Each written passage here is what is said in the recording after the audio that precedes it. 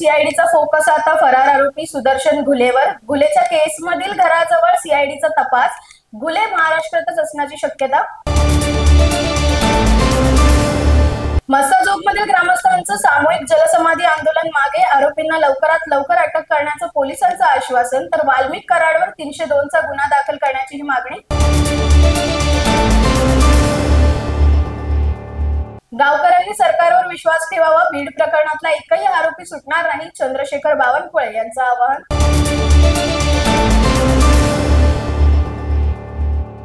आरोपी वाल्मिक कराडला 14 दिवसांची सीआयडी कोठडी. दोन्ही बाजूच्या जोरदार युक्तिवादानंतर केज न्यायालयाचा निर्णय. हत्या आणि खंडणीचं कनेक्शन सीआयडीच्या वकिलांचा सर्वात मोठा दावा.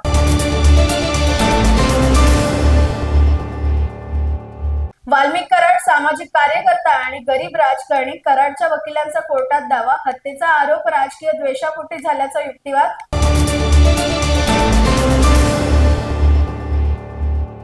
बीड सरपंच हत्या प्रकरणात आरोपी फासावर लटकेपर्यंत स्वस्थ बसणार नाही. प्रत्येक दोषीवर कारवाई होणार. गुंडांचं राज्य चालू देणार नाही. मुख्यमंत्री फडणवीस यांची ग्वाही.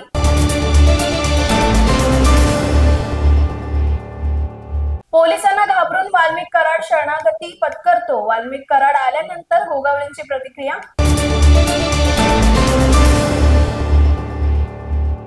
बीडच्या घटनेला मराठा विरुद्ध बंजारी रंग दिला गेला. वाल्मिक कुठे लपला हे पोलिसांना माहिती नव्हतं याचं आश्चर्य. प्रकाश आंबेडकरांची टीका.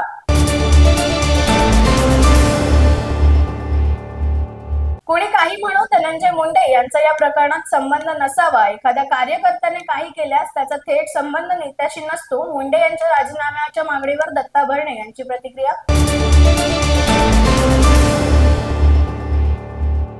जळगावात 2 गटांमध्ये वाद. संचारबंदी लागू. गुलाबराव पाटलांच्या पत्नीच्या वाहनाचा धक्का लागल्याच्या कारणावरून वाद. नियंत्रण पथकासह पोलिसांचा ताफा तैनात. अशाच नवनवीन अपडेट्ससाठी आणि ताज्या बातम्यांसाठी पोलीस माझा न्यूज YouTube चॅनल सबस्क्राईब करा. तसंच आमचं फेसबुक, इंस्टाग्राम आणि ट्विटर अकाउंट फॉलो करा. अधिक माहितीसाठी आमच्या www.polismazanews.com या वेबसाईटला भेट द्या.